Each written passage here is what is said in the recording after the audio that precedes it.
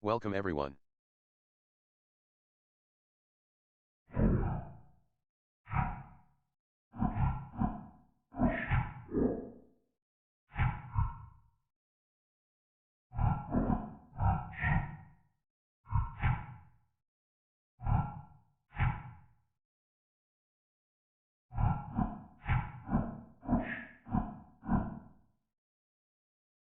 I will go ahead and start the playback and let Past Phantom explain.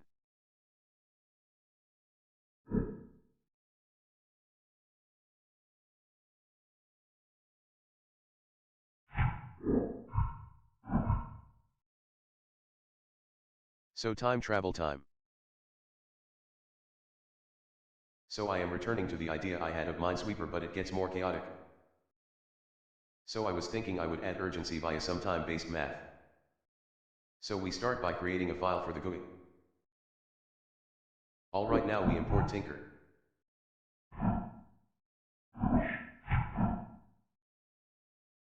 We then set up the window.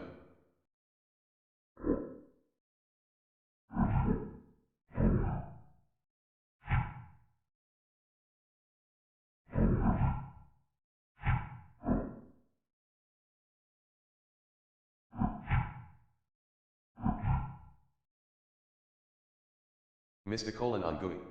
Next I will add an attribute to make it the topmost and start its loop.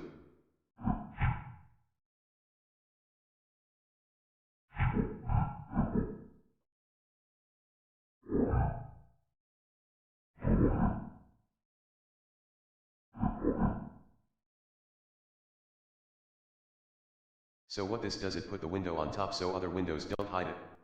It is useful for small windows. Apparently missed the parent cheese as well. Next add the GUI to main.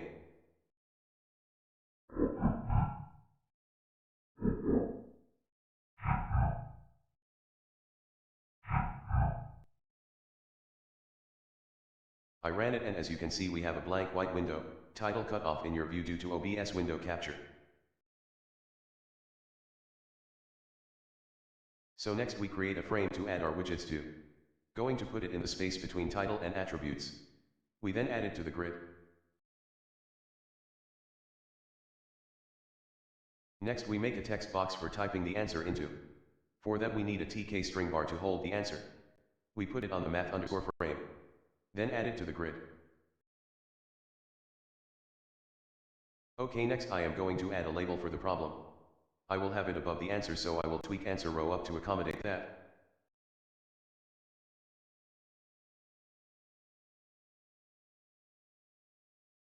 Next let's add a submit button next to the answer. Row 1, column 1. I will make the command just print for now. Using a lambda allows me to pass arguments to the print. So now we are going to make a miscellaneous logic file for some basic logic. Now let's make a function to generate a list of numbers and operations. This first one uses random sample, which has the downside of making them unique, but that can be an upside.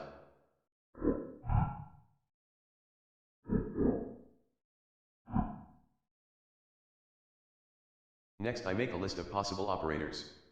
Going to keep it to basic arithmetic for now: multiplication, division, addition, and subtraction.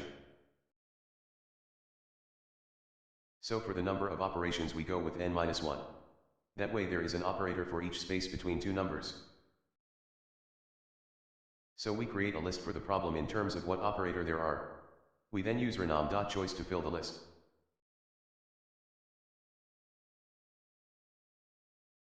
Now we can combine these two lists into one problem list. So with the number list it is easy enough, but for the operator list have to account for it being shorter.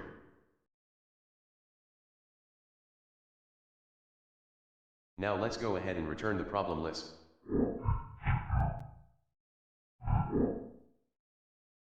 Then let's do a quick test by running it in main. Remember that tkinter blocks, so it has to be before that. Also we have to import miscellaneous logic.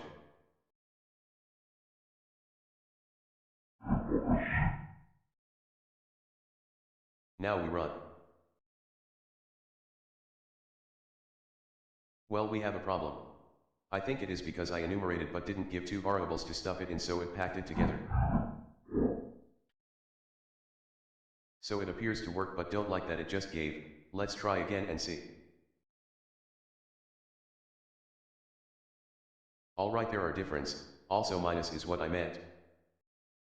Now we make a problem underscore list available via global scope.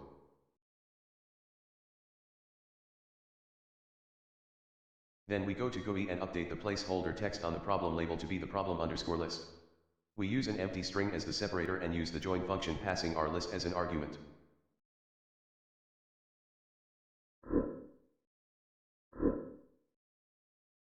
Let's check that it works.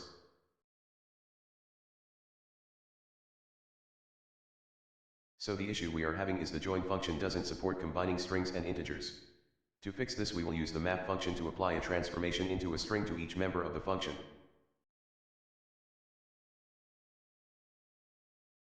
95 is the answer BTW. So let's rework the code so the text form is a global variable it produces called problem text.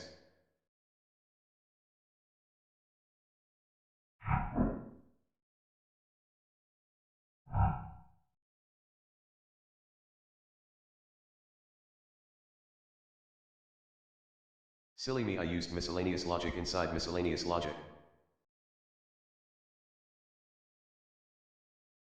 Next we generate an answer. The easiest way to do this is using eval. I will warn to be careful with this function as you want to make sure you have control over any string you eval. So I realized that there can be an exception for division by 0. So figured we would handle that with an exception, same with overflow. We solve both of these by making them give a string instead. We just have to keep this in mind going forward that the solution might not be a number. So now we start working on the submit underscore button. I start by setting it up to receive an answer. That way I don't have to import GUI.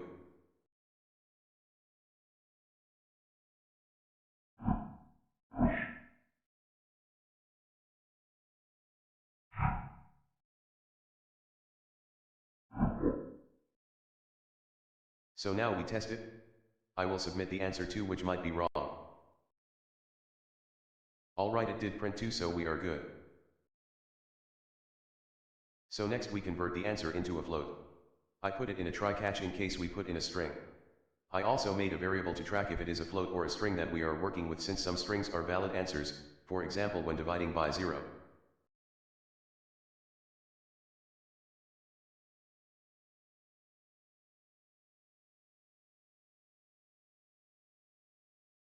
Sloppy indents. So next we are going to start the process of determining if the answer is correct. To do so I am starting with a new function that takes in the answer we submitted, the answer type and accuracy requirement.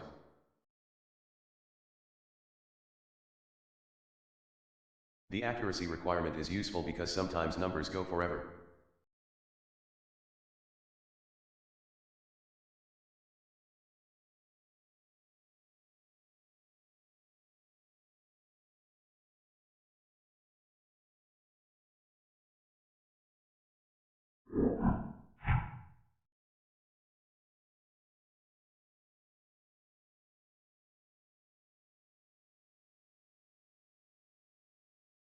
So I am making it a freebie all based math, so need to import math.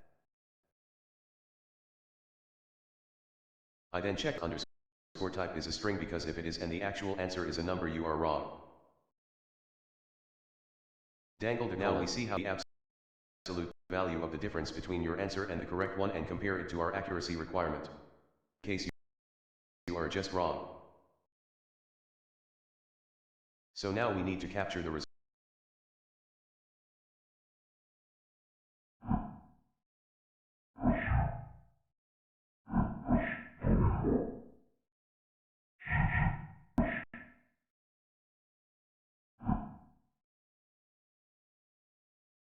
Let's test it out with a simple print statement.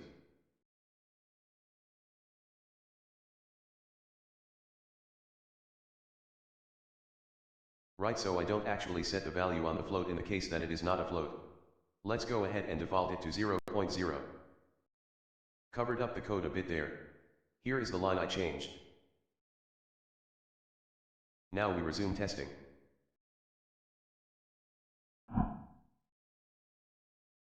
Good, it responds well to a letter. Now I will give it a close answer that isn't close enough with 28. Good, it gave a false. Now an even closer answer, 28.73. That shouldn't have been false. Maybe if we add more threes. Alright, debugging. Let's have it print out the answer to start. Maybe my math was bad. One more try on this one. With 28.77. Okay, that was the answer. So I think now I move the parameters for generating the problem over to miscellaneous logic to make them easy to edit. So now let's generate a new problem.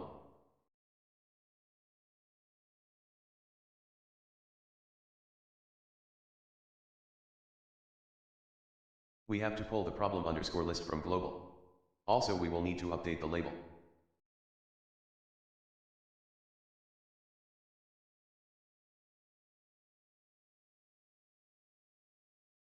So let's test that out.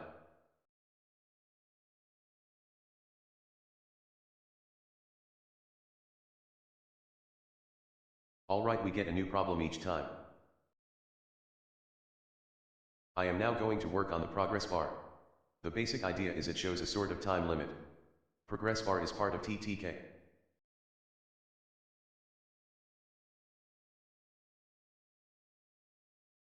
Now we use .after function on the window to make a timer of sorts. I am going with 10 milliseconds that it updates.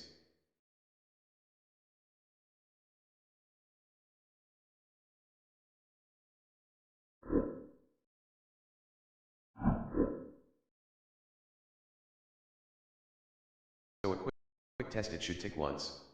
Printing in response. Also the bar should exist. Good. Now we pass window through so it can trigger itself.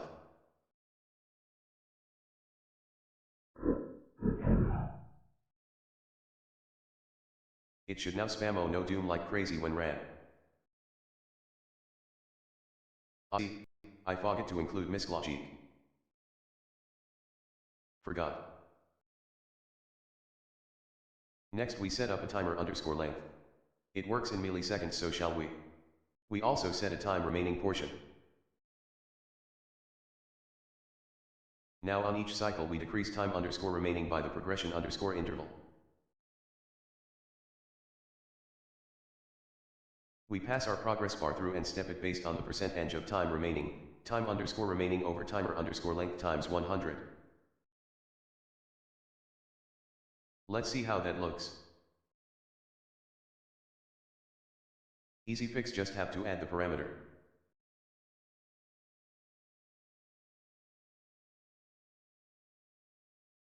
Now we check if it is less than 0 time remaining, and if so reset the time remaining. I am also going to add a print line real fast. Then we test. So the bar is going too fast. Let's update it also when we reset the time underscore remaining. Maybe we should use set rather than step.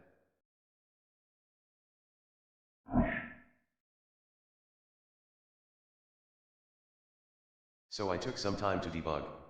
Turns out value is the correct version. Let's reset the time when an answer is submitted.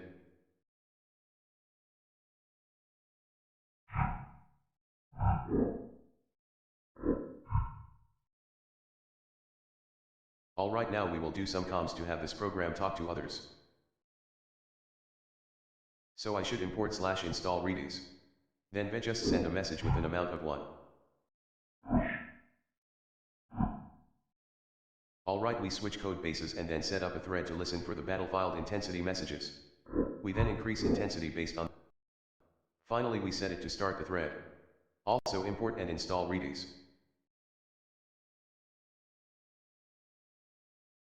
Had to also import threading and JSON.